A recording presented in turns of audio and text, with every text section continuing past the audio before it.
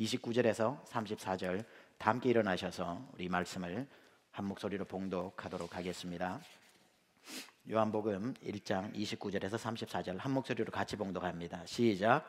이튿날 요한이 예수께서 자기에게 나오심을 보고 이르되 보라, 세상 죄를 지고 가는 하나님의 어린 양이로다. 내가 전에 말하기를 내 뒤에 오는 사람이 있는데 나보다 앞선 것은 그가 나보다 먼저 계심이라 한 것이 이 사람을 가리킴이라. 나도 그를 알지 못하였으나 내가 와서 물로 침례를 베푸는 것은 그를 이스라엘에 나타내려 함이라 하니라. 요한이 또 증언하여 이르되 내가 보매 성령이 비둘기같이 하늘로부터 내려와서 그의 위에 머물렀더라. 나도 그를 알지 못하였으나 나를 보내어 물로 침례를 베풀라 하신 그이가 나에게 말씀하시되 성령이 내려서 누구 위에 서든지 머무는 것을 보거든 그가 곧 성령으로 침례를 베푸는 이인 줄 알라 하셨기에 내가 보고 그가 하나님의 아들이심을 증언하였노라 하니라. 아멘. 우리 오늘 암송 구절 마가복음 10장 45절 인자가 온 것은 시작. 인자가 온 것은 섬김을 받으려 함이 아니라 도리어 섬기려 하고 자기 목숨을 많은 사람의 대속물로 주려 함이니라. 마가복음 10장 45절 말씀 주먹 쥐고 따라합니다. 내가 말씀을 지키면 하나님이 나를 지키신다. 내가 말씀을 지키면 하나님이 나를 지키신다. 아멘. 우리 앉으시겠습니다. 오늘 요한복음 강의 6번째 말씀을 여러분하고 하나님의 어린 양이라는 제목 가지고 말씀 전하겠습니다. 여러분이 지금까지 살아오시면서 누군가를 간절하게 애타게 기다려 보신 적이 있습니까? 누군가를 정말 기다려 본 경험.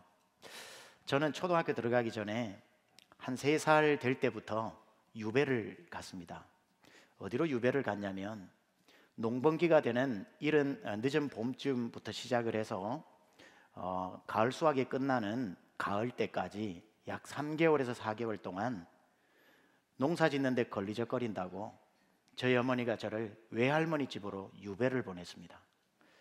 저희 집만 하더라도 산골이라서 시골 중에 시골이라고 하는데 저희 외할머니가 사셨던 외갓집은 산을 2개 넘어야 나오는 심심산골이었습니다. 저희 집은 산 기슭에 있었지만 저희 외갓집은 산을 2개는 넘는 경상북도 월성군 내남면 박달리 고사리 이 리에서 끝나는데 하나 더 있으면 저희 집도 은편리 하일레 이러면은 시골 중에 시골이라는 뜻입니다. 그 고사리에 저희 외할머니 댁이 있었는데 어머니가 오셔서 저를 내려놓고 한밤 주무시고 가버리시면 3개월 4개월 동안 저는 저희 외할머니와 외할아버지와 저 이렇게 3명이 3개월 4개월 동안 살아야 되니 외롭기 그지없는 거예요. 유일한 친구라고는 마당에서 놀고 있는 닭이 전부였습니다. 꼬꼬꼬꼬 하는 그 닭 소리도 얼마나 슬프게 들리는지. 더욱이 밤이 되면 저희 외갓집 앞으로 졸졸졸졸 흐르는 시냇물 소리가 너무나도 구슬프게 들리고요. 밤에 들려오는 밤새 소리 있잖아요. 구구구구 구구구구 구구구구 네 외롭지? 너무나도 외로워요.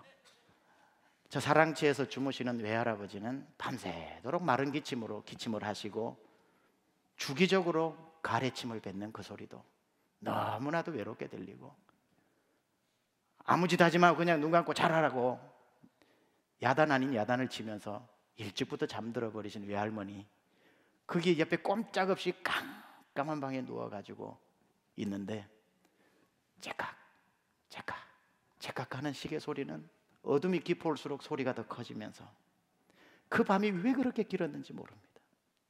밤마다 울었어요. 엄마 언제 오노? 엄마 와 나 데리러 안 오노? 엄마 언제 오노? 밤을 새워도 안 오고 그 다음날이 되어도 안 오고 3살짜리의 마음에 4살 5살 될 때까지 얼마나 엄마가 그리웠는지 몰라요. 밤이 깊은 어느 날 제가 잠을 자다가 문득 깼습니다. 여전히 깜깜한데 옆에서 잠자는 소리가 나는데 할머니에게는 할머니 냄새가 나는데 보니까 할머니 냄새가 나지 않아요. 이상하다. 조금 더 옆으로 가서 하니까 엄마에게서 나는 엄마 냄새가 나는 겁니다. 가슴이 터질 것처럼 행복했습니다. 엄마가 왔다. 내 데리러 왔다. 내일이면 나 우리 집에 갈 수 있다. 아침이 오기를 그렇게 기다리면서 엄마 냄새를 또 맡고 또 맡다가 이제는 그렇게 그리웠던 엄마 젖가슴을 만지면서 이 머리를 엄마 품에 대고 그냥 아침이 오기를 기다리는 거예요.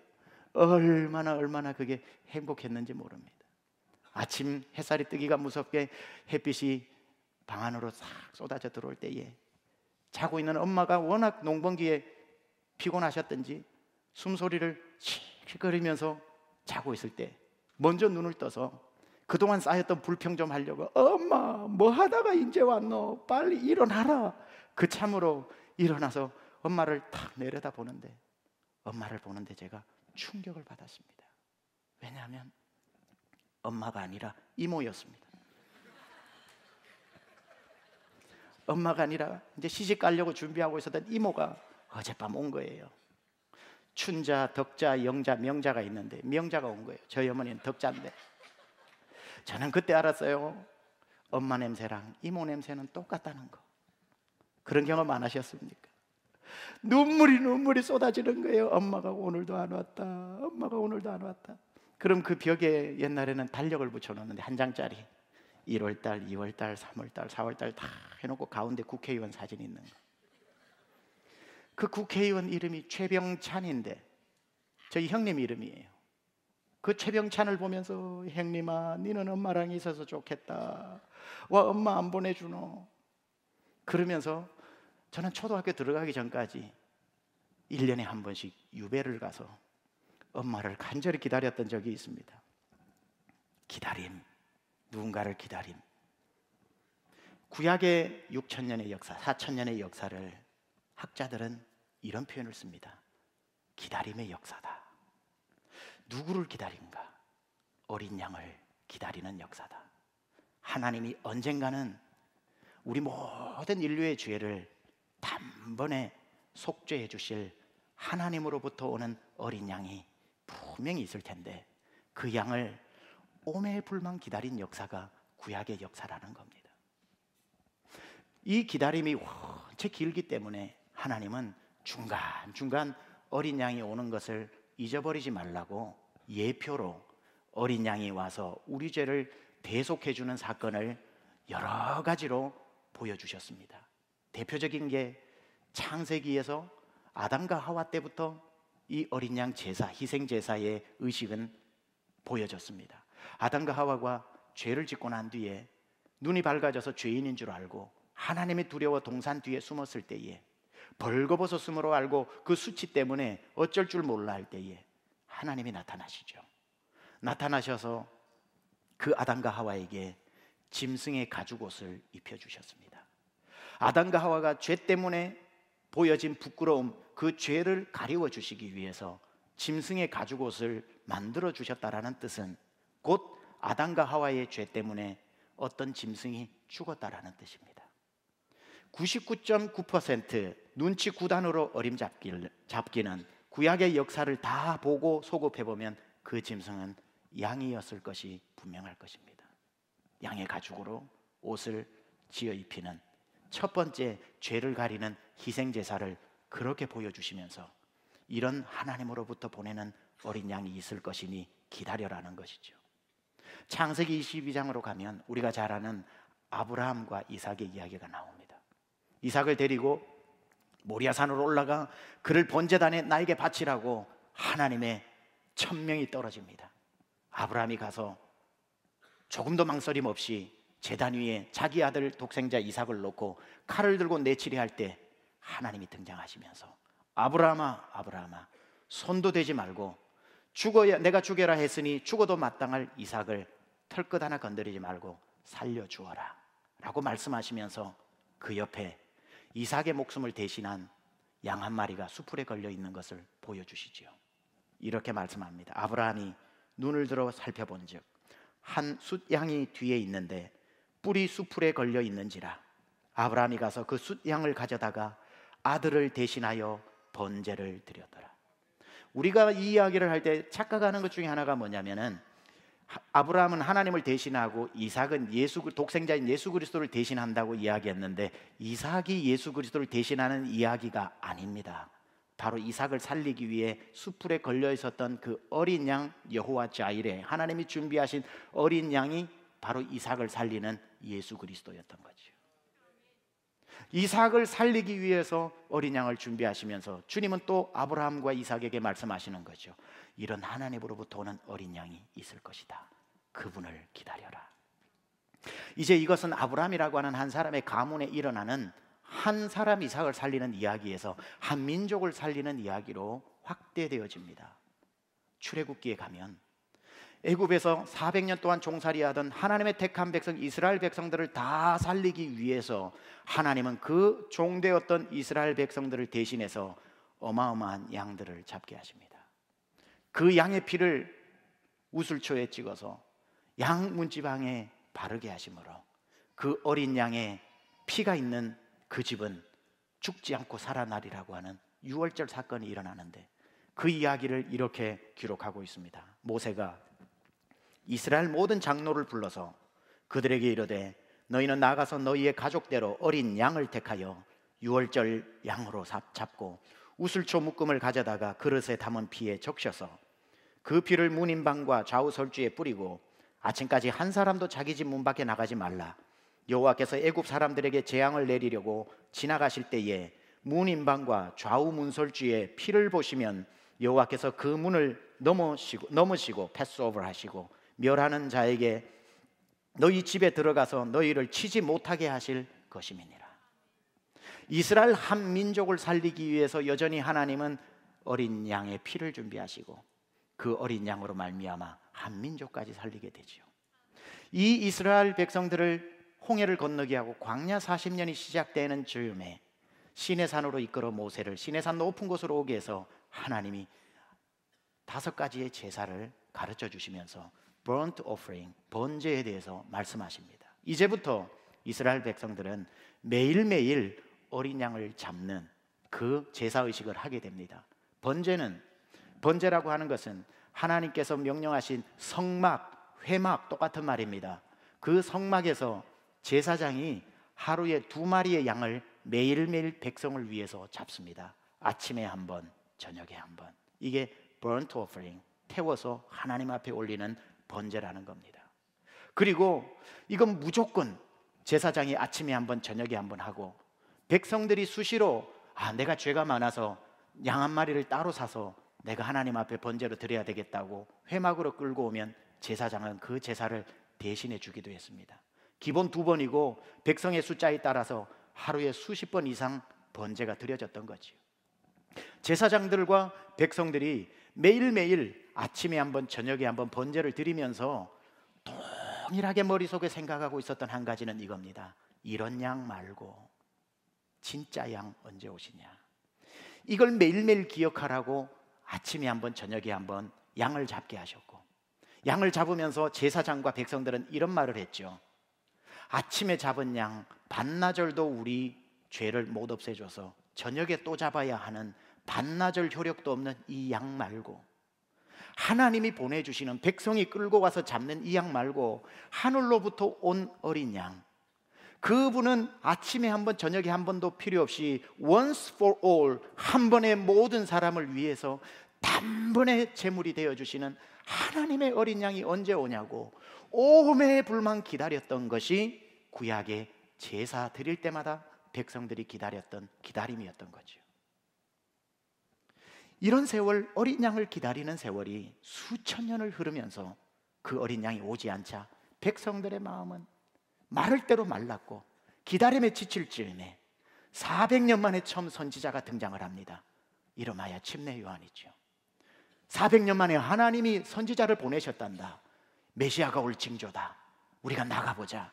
수천에서 많게는 수만 명까지 입추의 여지가 없이 요단강과 광야로 쏟아져 나옵니다. 그리고 요단강에서 침례를 베푸는 그 침례 요한을 바라보면서 열광을 합니다.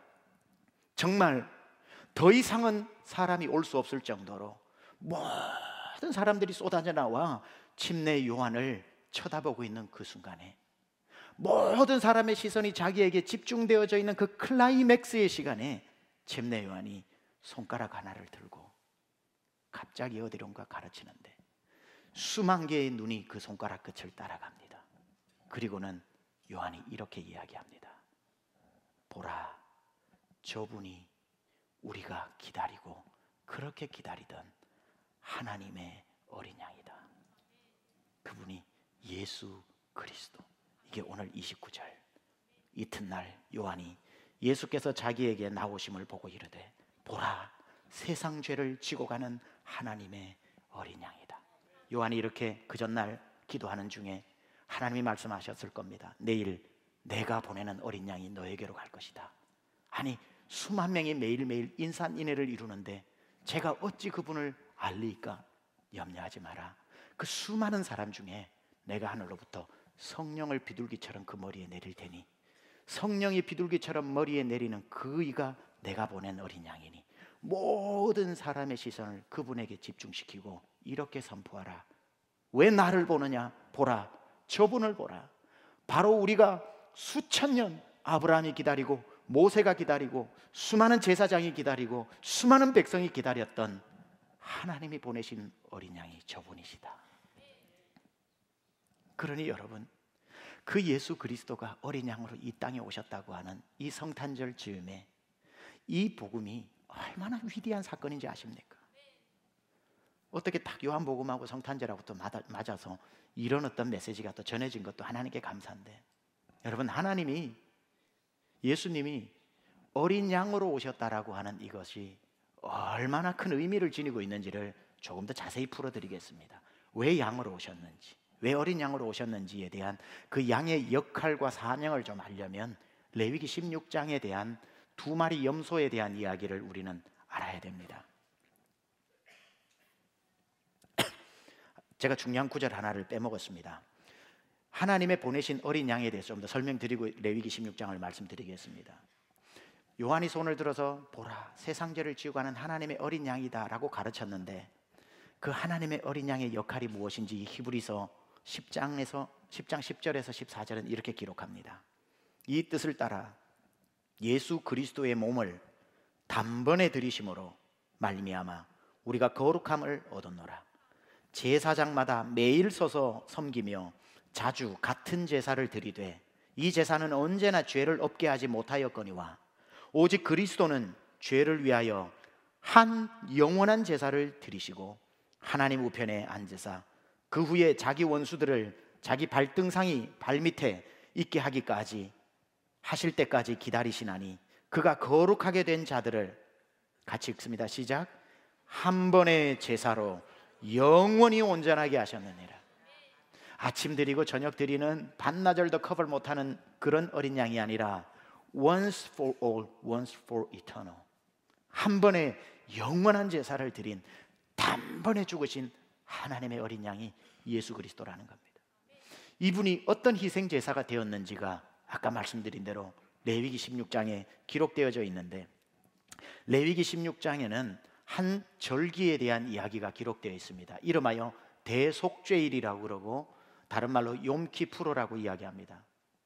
대속죄일은 이스라엘의 7절기 안에 들어가는 것은 아닙니다. 6월절로부터 시작해서 그 다음에 무교절, 77절, 장막절 일어나고 있는 7가지 절기의 마지막 절기가 나팔절입니다. 나팔절은 1년을 마무리하는 모든 것을 나팔을 불면서 올 한 해도 끝났다라고 이스라엘 전역에 선포를 하는 것이고, 나팔절이 끝나고 난 뒤에 열흘 뒤에 1년 동안 지었던 이스라엘의 모든 죄를 하나님 앞에 가지고 나와서 용서를 비는 대속죄일입니다. 욤키푸르.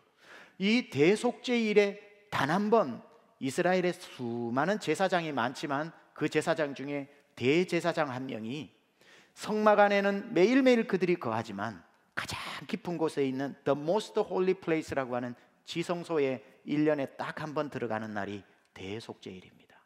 이 대속죄일에 사용하는 염소 2마리가 있는데 1년 되고 흠없고 점없는 똑같은 염소 2마리를 만들어서 준비해서 이것을 대속죄일날 희생 제물로 이스라엘 전체 백성을 위해서 사용합니다. 이 두 마리 염소의 용도를 레위기 16장은 이렇게 기록하고 있습니다. 그 두 염소를 가지고 회막문, 성막이죠, 하나님 앞에 두고 두 염소를 위하여 제비 뽑되, 한 제비는 하나님을 위하여, 한 제비는 아사셀을 위하여 할지며, 아론은 하나님을 위하여 제비 뽑은 염소를 속죄제로 드리고 아사셀을 위하여 제비 뽑은 염소는 산채로 여호와 앞에 두었다가 그것으로 속죄하고 아사셀을 위하여 광야로 보낼지니라. 여기 보니까 두 마리의 염소가 있는데, 한 마리는 성막 안에서 하나님 앞에 번제로 드리고 한 마리는 광야로 내보내라, 이렇게 해서 광야로 보내는, 아사셀에게 보내는 한 마리 염소가 있는데, 그림을 보면 이런 그림입니다. 염소 두 마리가 하나는 하나님 앞에 바쳐지는 성막 안에 있는 용도로 쓰이는 염소고, 또 하나는 아사셀의 것으로서 표식을, 하나님께 드리는 것은 목에 빨간 천을 두르고 아사셀에게 보내는 것은 뿔에다가 빨간 천을 두릅니다. 한 마리 아사셀의 염소라고 말하는데 이렇게 다시 한번 기록을 하는데요, 아사셀을 위하여 제비 뽑은 염소는 산채로 여호와 앞에 두었다가 그것으로 속죄하고 아사셀을 위하여 광야로 보내라. 여러분, 성막 안에서 하나님을 위해서 짐승을 잡고 하나님 앞에 드리는 것은 이해를 하겠는데, 아사셀에게 보낸다는 뜻이 무엇인지를 우리가 잘 모릅니다. 성경에 여기밖에는 등장하지 않는 구절입니다. 여러분, 우리가 성막 안에 예배 드리는 거, 이건 좀 이따 설명을 또 드리겠지만, 아사셀을 위하여 광야로 보내는 염소에 대한 조금 더 자세한 설명이 계속 이어집니다. 아론은 그의 두 손으로 살아있는 염소의 머리에 안수하여 이스라엘 자손의 모든 불의와 그 범한 모든 죄를 아뢰고 그 죄를 염소의 머리에 두어 미리 정한 사람에게 맡겨 광야로 보낼지니, 염소가 그들의 모든 불의를 지고 접근하기 어려운 땅에 이르거든 그는 그 염소를 광야에 놓을지니라. 아사셀의 염소를 표현하자면 이 그림이 될 겁니다. 좀 우스꽝스러울지 모르지만 이스라엘의 모든 사람의 죄를 지고 광야로 가는 바로 이 그림입니다. 자, 우리가 성막 안에서 드려지는 한 마리의 양, 성막 안에서 드려지는 한 마리의 염소는 하나님께 드려지는 거니까 너무 익숙한데, 도대체 아사셀을 위해서 드린다는 이 아사셀은 누구길래 아사셀에게 바칠까? 학자들의 의견들을 제가 다 리서치를 해보니까 약 두 가지로 아사셀을 이야기합니다. 첫째는 쫓겨난 귀신, 추방당한 영이라고 하는 원어가 아잘젤입니다. 아잘젤, 아사셀이 아니고. 그런데 아잘젤이 변해서 아사셀이 되었다라고 보는, 그래서 쫓겨난 영, 추방당한 귀신에게 보내는 거다, 이렇게 보는 게 있고요. 또 한 의견은 뭐냐면은 아잘이라고 하는 건 떠나다, 에즈라고 하는 것은 염소, 아잘레즈라고 해서 이게 아사셀이 되었다라고 이야기하는 것은 떠나는 염소라는 뜻이다라는 말입니다.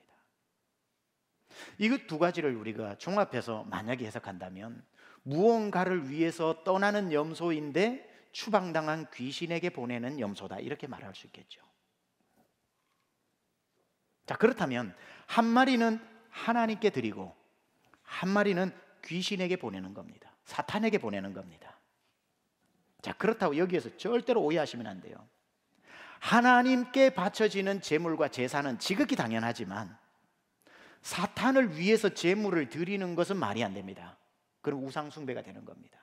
옛날에 고사 지내듯이 무슨 산신령이 진노를 수그리기 위해서 뭐 소 한 마리 잡아서 바치는 이런 식으로 아사셀에게 드리는 제물이 아니라, 아사셀을 위해서 보내는 제물이 아니라 아사셀에게 보내는 제물이라는 걸 알아야 됩니다. 어떤 목적을 가지고. 이해가 되시죠? 성막 안에서 이 염소는 하나님을 위해서 드리는 거지만 이 아사셀의 염소는 아사셀을 위해서가 아니라 아사셀에게로 보내는 염소라는 거죠. 광야로 보냈다라고 하는데, 이스라엘 사람들의 광야의 개념을 이해해야 되는데, 광야는 하나님이 계시지 않는 곳, 귀신들이 사는 영역, 이렇게 보통 봅니다. 예수님이 사복음서에 계실 때 보면 광야에 귀신 들린 사람들이 많이 살았죠. 마태복음 4장에 예수님이 성령에 이끌려 광야로 나갔을 때에 제일 먼저 신방 온 사람이 누굽니까? 사탄이 왔죠. 사람도 아니죠. 하여튼 사탄이 왔죠. 광야는 이들에게 있어서 사탄의 거처라고 생각을 했고, 아사셀의 염소를 사탄의 지배하는 영역으로 어떤 목적을 가지고 보냈다는 겁니다. 자, 그렇다면 이 사탄에게 왜 아사셀의 염소를 보내고, 이 아사셀 염소 머리 위에 아론이 전부 이스라엘의 죄를 다 말하고 안수해서 씌워놓고 죄를 지고 아사셀에게로 갔을까? 자, 여러분, 이걸 알려면 하늘나라의 심판대에서 하나님 아버지의 역할과 예수 그리스도의 역할과 사탄의 역할을 우리가 이해할 필요가 있습니다.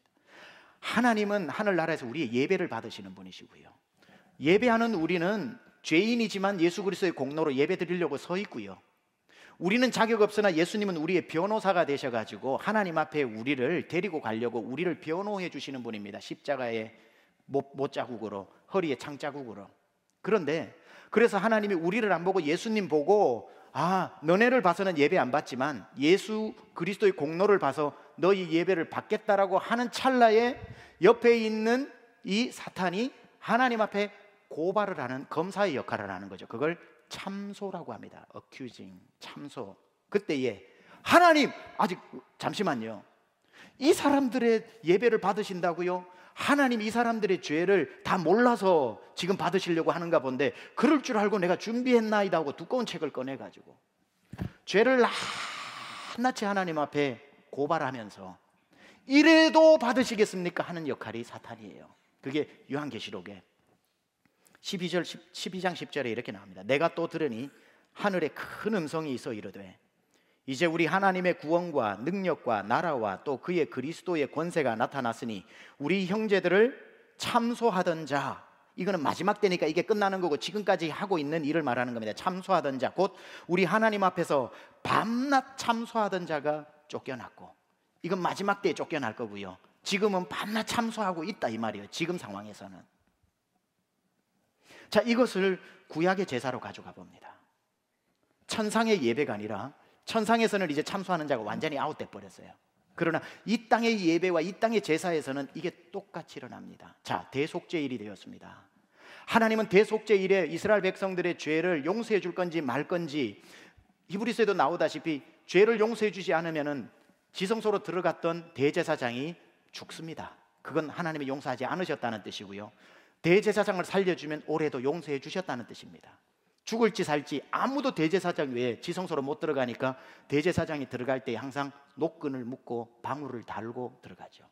방울 소리가 들리면은 살아있다는 뜻이고, 방울 소리가 들리지 않으면은 노끈을 당겨가지고 대제사장을 데리고 나오는 겁니다. 그래서 이 크고 두려운 날에, 대속죄일에 하나님은 구름 가운데 지금 지성소로 임하시려고 준비하고 계시고, 대제사장은 아침부터 하나님 앞에 백성들의 죄를 위해서 옷을 챙겨 입고 거룩하게 준비를 하고, 이제 성막에서 드릴 이 한 마리의 염소를 가지고 성 밖에서 각을 뜨고 하나님 앞에 불태워 드리고, 그 피는 성소 안으로 가져와서 지성소로 들어가서 뿌리면 되는 건데, 그 준비를 다 하고 있는데, 그날 사탄도 광야에서, 이건 그냥 픽처링을 해드리는 겁니다. 영적인 세계니까. 광야에서 이 예배를 방해하기 위해서, 이 제사에서 하나님이 절대로 이스라엘 백성들을 용서하지 말고 다 죽이게 하기 위해서 사탄도 아침부터 일어나가지고 목욕하고 머리에 기름 바르고 신발 단단히 묶고, 그리고 1년 동안 백성들의 죄를 다 적어놓았던 두꺼운 책을 허리춤에 딱 끼고 보무도 당당하게 문 앞으로 나서려고 문을 여는데, 갑자기 문 앞에서 염소 한 마리가 맹 하고 있는 거예요. 이거 뭐지? 맹 하고 있어서 가까이 가보니까 깜짝 놀랄 일이 하나 있습니다. 염소의 위에 이스라엘이 1년 동안 지어 놓았던 죄가 다 고스란히 적혀 있는 거예요.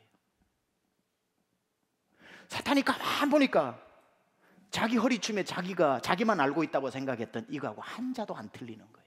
왜냐하면 아론이 이스라엘의 모든 죄를 실토했다고 그랬거든요. 맹하는 이 염소, 아사셀의 염소가 아사셀을 위해서 보내진 게 아니라 아사셀에게 목적을 가지고 보내줬는데, 어떤 목적이냐면 맹하는 소리에 이런 메시지가 있습니다. 사탄아, 네가 굳이 오늘 거기까지 가서 수고할 필요가 없다. 네가 가서 하나님 앞에 일일이 고발할 그 네 책에 있는 그 모든 죄목은 이미 아론이 백성들이 다 이실 짓고 해버렸다. 지금 내 등에 있는 죄와 네 책에 있는 죄가 하나라도 틀리면 가라. 이미 하나님은 우리가 다 솔직하게 고백했을 때에 하나님이 그걸 알고도 용서해 주셨단다. 메롱 하고 있는 거죠. 이 아사셀의 염소가 예배와 제사를 방해하기 위해서 올려는 사탄 앞에 서서 벌써 이미 하나님은 그 죄를 알고도 용서해 줬다는 것을 알려주는 역할을 하는 거죠. 네가 가봐야 하나님이 정말 하실 일이 없다는 거예요. I'll already know it 이러실 거라는. 그 아사셀의 염소 때문에, 염소가 그 일을 해줬기 때문에 그 대속죄일 날 하나님 앞에 드려지는 예배는 하나님이 기뻐 받으시고 이스라엘의 모든 1년 동안의 죄가 다 용서함을 받는 일이 아사셀의 염소 때문에 이루어지는 거예요.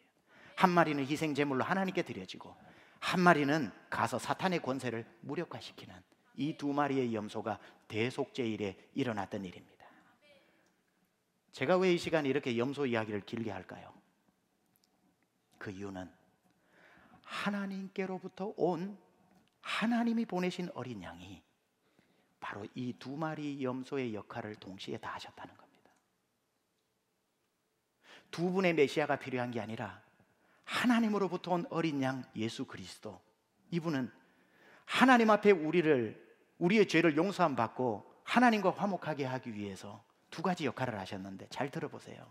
첫 번째 역할이 뭡니까? 성전 안에서 하나님과 우리 인간 사이에 원수된 것을 화목해 주려고 예수님이 직접 희생제물 되어 주셨죠. 성전 안에 한 마리의 염소, 한 마리의 양이 되어 주신 겁니다. 성전 안에서 제사를 드리는 이 양, 제사 드리는 방법이 이겁니다. 성전 안에서 제사 지내지 않고요, 그 구별해 놓은 염소나 양을 가지고 성막 밖으로 나갑니다. 밖으로 나가서 그 양을 죽이고 그 염소를 죽이고 각을 떠서 피를 다 따로 구분해 놓고 이 시체는 불로 태워서 하나님 앞에 연기로 올려드리는 번트 오퍼링을 합니다. 번제를 드립니다.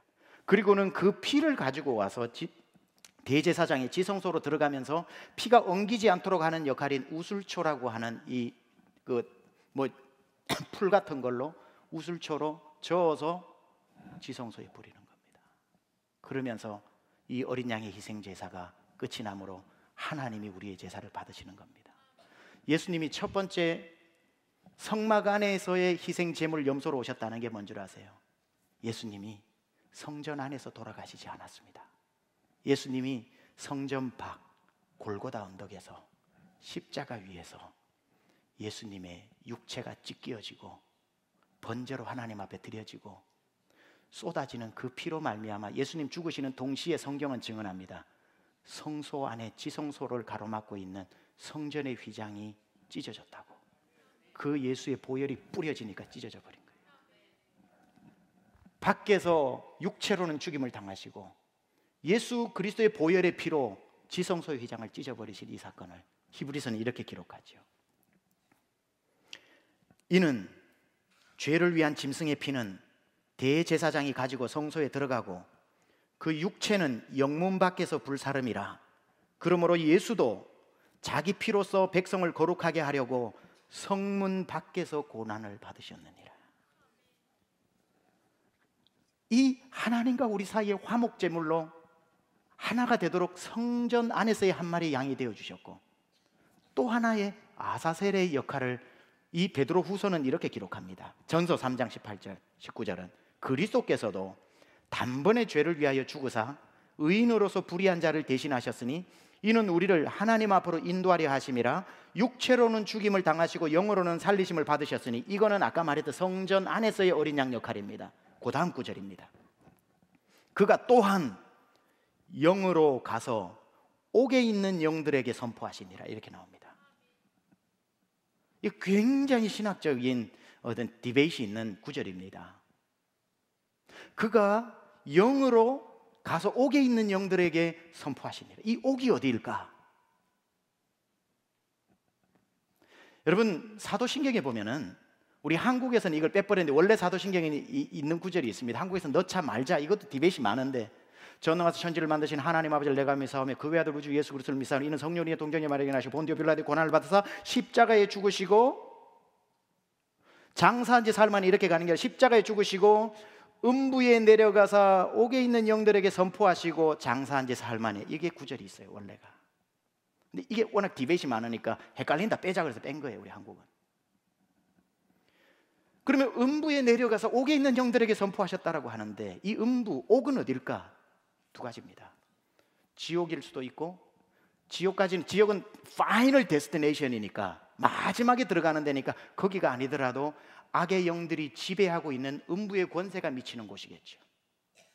마치 광야처럼, 광야는 지옥이 아니지만 사탄이 주인 노릇하고 있는 그곳에 살고 있는데 아사셀의 염소를 보내는 것처럼, 지금 예수 그리스도를 어둠의 주관자들이 있는 사탄의 영역으로 아사셀의 염소로 가는 거죠. 가보니까 그 지옥과 어둠의 영과 옥에 있는 이 사탄은 오늘도 우리를 참소하기 위해서 열심히 적고 있는데, 아사셀의 염소로 가신 예수님이 맹하면서 그가 아무 필요 없다, 내가 이미 성소 안에서 다 죄값을 치루었다. 지금 예수님이 바로 한 분으로서 두 역할을 하셨는데, 성소 안에는 번제로 드리셨고 동시에 아사셀의 염소가 되어 옥의 영들에게 가서 하나님의 일하심을 선포하신 겁니다. 이분이 우리에게 오신 어린 양인 겁니다. 그 어린 양의 공로로 우리가 구원받았다고요.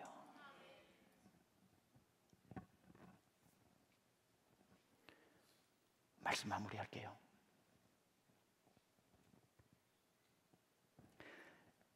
여러분, 우리가 예수님이 어린 양으로 오셔서 여러분하고 하나님하고는 절대로 가까워질 수 없는데, 예수님이 날 대신 죽이시고 이 사람 좀 받아달라고 해서 그 대속의 은혜 때문에 우리가 하나님과 화목하게 되었고, 그때 그 순간에 사탄이 등장해서 안 됩니다, 이 사람이 누군지 알면 절대로 하나님 용서할 수 없습니다라고 10시간 20시간 무한 반복해낼 수 있는 그 죄를 열거하려고 할 때, 예수님은 다시 아사셀의 염소가 되어서 내가 모르고 용서해 준 줄 아냐, 내가 이 사람의 죄를 몰라서 용서해 달라고 하는 줄 아냐, 네가 적은 것보다 내가 더 많이 알아도 내 피로 다시 썼다. 그래서 구원받은 겁니다. 놀라운 게 한 가지 뭔 줄 아세요? 그 어린 양 예수께서 지금도 여러분과 역사를 하고 계시는데, 구원받은 우리에게 어떻게 역사하시는 줄 아세요? 똑같이 역사하십니다. 두 가지로 말씀드릴게요. 여러분, 예수 믿다가 시험 들고 죄 짓고 하나님 앞에 다시 고개도 못 들 정도로 내가 정말 구원받은 사람 맞냐고 내가 싫어질 때, 하나님과 좀 멀어지려고 할 때, 여전히 예수님은 하나님과 여러분 사이에 서서 이렇게 중보하십니다. 하나님, 그래도 이 사람 놓지 말아주세요. 몰라서 그래요. 연약해서 그래요. 지금 사정이 좀 힘들어서 그래요. 하나님, 절대로 좀 멀어지고 있는데 저를 봐서라도 이 사람 구원해달라고 하는 거예요. 디모데전서 2장 5절에 그렇게 말씀합니다. 하나님은 한 분이시요, 하나님과 사람 사이의 중보자도 한 분이시니 곧 사람이신 그리스도 예수라. 오늘도 성소 안에서, 내 몸이 성소라고 그랬는데 성소 안에서, 성소 안에 양이 되어서 하나님하고 우리를 가깝게 하려고 예수님이 오늘 여러분을 위해서 하나님 앞에 중보하고 계신다고요. 하나님, 이 사람 포기하지 말아주세요. 하나님, 이 사람 포기하지 말아주세요. 어디 예수님만 그러는 줄 아세요? 여러분이 정말 엉뚱한 일 하고 있을 때에 여러분 안에 성령님이 로마서 8장 26절에 이루고 계신데요, 이와 같이 성령도 우리의 연약함을 도우시나니 우리는 마땅히 기도할 바를 알지 못하나 오직 성령이 말할 수 없는 탄식으로 우리를 위하여 친히 간구하시느니라. 지금 성령님, 예수님이 여러분하고 하나님하고 여러분이 좀 멀어질 때에 하나님이 멀어지는 김에 잡버릴까 할 때 예수님이 아닙니다 날 봐서라도 화목해 하여 주옵소서. 하나님 다시 한번 화목해 하여 주시고 이 영혼 하나님 놓지 말아달라고 중보자 되어주고 계시고 성막안의 어린 양 되어주고 계신다는 겁니다. 어디 그뿐인 줄 아세요? 그러는 사이에 사탄이 우는 사자처럼 삼킬 자를 찾다가 여러분 조금만 죄 지으면 하나님 앞에 하나님 이 사람이 또 죄 지었습니다. 그런데 뭘 또 구원하신다고요? 예수의 말에 속지 마십시오. 예수의 중보에 속지 마십시오. 예수가 몰라서 저런 얘기할 겁니다 하고 주저리 얘기하실 때에 우리 예수님이 그때는 사탄을 향해서 무서운 얼굴을 하면서 내가 다 죄값을 치렀는데 네가 왜 참소하느냐? 요한일서 5장 18절에 이렇게 말씀하시죠. 하나님께로부터 난 자, 예수님을 말하는 겁니다. 하나님께로부터 난 자는 다 범죄하지 아니하는 줄을 아노라. 하나님께로부터 나신 자가 예수님이죠. 그를 지키심에 악한 자가 그를 만지지도 못하느니라. 오늘도 주님이 여러분을, 구원받은 여러분, 하나님하고 좀 멀어지면 그 안에서 하나님 좀 땡겨주세요, 하나님 좀 하고 화목해 하는 역할을 하시고, 여러분 조금 멀어질 때에 올커니하고 사단이 우는 사자처럼 삼킬 때에는 예수님이 무서운 얼굴을 하면서 내 거다, 택한 백성이다, 왕같은 제사장이다, 만지지도 마라. 그 한 분으로 오신 하나님이 보내신 어린 양. 제가 어릴 적 엄마를 기다렸던 것처럼, 그 엄마를 밤새도록 기다렸던 것처럼 여러분 삶에 예수님을 기다리십니까? 예수님 필요하세요? 예수님 오셨으면 좋겠어요? 오셨습니다. 어디까지 오신 줄 아세요? 여러분 문 밖에까지 오셨어요. 볼지어다 내가 문 밖에 서서 두드리노니 문 열어라. 내가 들어갈게. 그리고 너를 하나님하고 화목시켜 줄게. 그리고 너를 건드리지도 못하게 지켜줄게. How about that? 문을 안 여실 이유가 있습니까? 예수 그리스도를 영접하면 하나님과 화목해 되고 세상에 사단의 영에서부터 지키시는 이 예수 그리스도, 오늘 우리 깊이 있게 다시 모셔드리고 주님과 동행하는 저와 여러분 되시길 축원합니다. 기도합시다. 오늘 말씀을 들으면서요, 오늘 주님을 여러분 마음 가운데 다시 한번 이렇게 고백하면서 모십시다. 주님 오셨군요. 주님이 날 구하려고 오셨군요. 내 인생의 문 밖에 서서 지금 두드리시면서 문만 열어라. 내가 너를 하나님과 화목시켜 주겠다. 문만 열어라. 화목해 된 너를 내가 평생 지켜주겠다. 주님 내 안으로 오늘 들어오시옵소서. 주님 제가 필요합니다. 혼자 힘으로 살기 힘듭니다. 또 짓고 또 짓는 죄를 제가 해결할 방법이 도무지 없나이다. 예수 공로 의지하여 주께 가오니 예수 보혈의 피로 날 씻어달라고 오늘 이 시간 우리 하나님 앞에 좀 기도하며 나가겠습니다. 기도합시다. 하나님, 주님이 필요합니다. 제 힘으로 살 수 없습니다.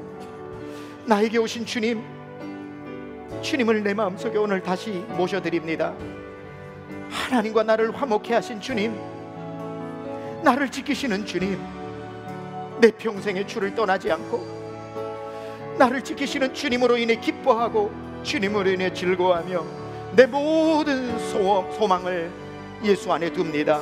주님 홀로 영광 받아 주옵소서. 아버지 역사하여 주님이 아버지 하나님 오늘 한 명도 그저 놓치지 마시고 다 붙잡아 천국으로 인도하여 주옵소서. 예수 안에 소망 있음을 고백합니다. 예수 안에 소망 있네. 내 빛과 힘 나의 노래. 환난 중에 도우시는 주 나의 견고한 반석.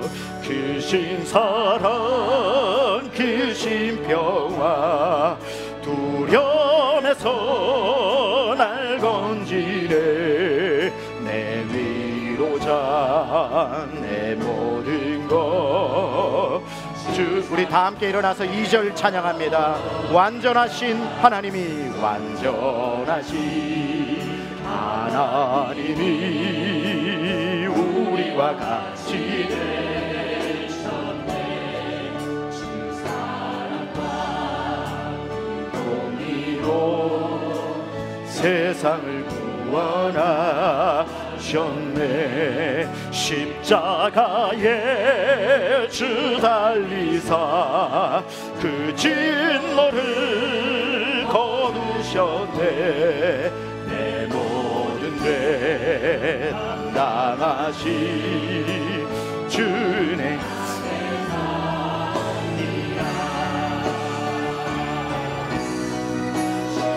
인당한 세상의 빛 어둠 속에 누이셨네. 영광스러운 그의 날에 스러운 그의 날, 무덤에서 부활하신 주님, 무덤에서 부활, 승리하신 우리 주님, 승리하신 우리 주님, 원수들을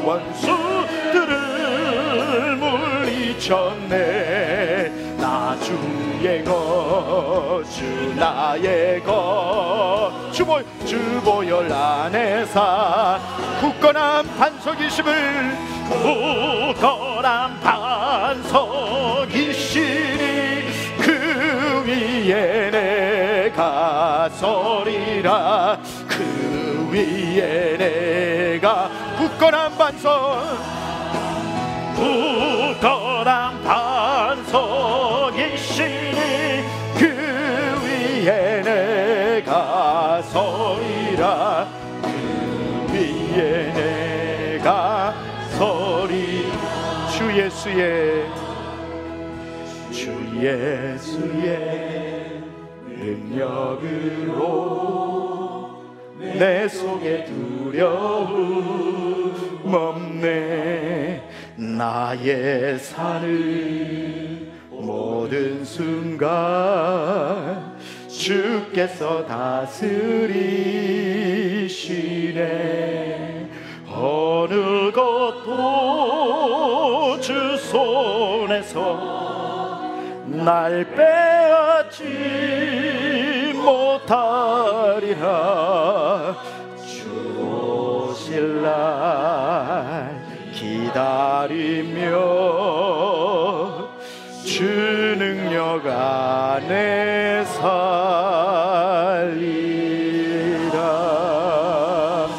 하나님 아버지, 감사합니다. 우리 구주 예수 그리스도의 보혈의 공로로 영죽을 저희가 영원 생명 얻었습니다. 하나님과 조금씩 멀어지려 할 때도 우리 구주 예수 그리스도의 중보로 말미암아, 내 안에 계신 성령의 말할 수 없는 탄식해 주심으로 말미암아 오늘도 주님 앞에 또 서게 되었음을 고백합니다. 연약하여 하나님 방황할 때, 배고파 우는 사자처럼 사탄이 삼키려 할 때에도 주님은 우리를 지키심에 악한 자가 만지지도 못하게 해주신 그 은혜를 감사합니다. 오늘 이 예수 그리스도를 마음에 깊이 새겨 굳건한 반석 같은 믿음 위에 서서 승리하는 우리 세미안의 모든 권속 되게 하여 주옵소서. 이제는 어린 양 되어주신 우리 구주 예수 그리스도의 은혜와 아들을 조금도 아끼지 않고 죄인들에게 보내주신 말할 수 없는 극진하신 하나님의 사랑하심과, 오늘도 우리가 갈 바를 알지 못할 때 우리보다 더 간절히 가슴을 치며 중보하며 탄식하며 하나님과 교통하게 만드는 성령님의 내주하시는 역사하심이, 어린 양 예수 그리스도의 보혈만 의지하고 그 은혜 안에 살기로 결단하고 다짐하고 은혜 받고 돌아가는 사랑하는 심령들 머리머리 위에 지금부터 영원토록 함께 하옵시기를 간절히 축원하옵나이다. 아멘.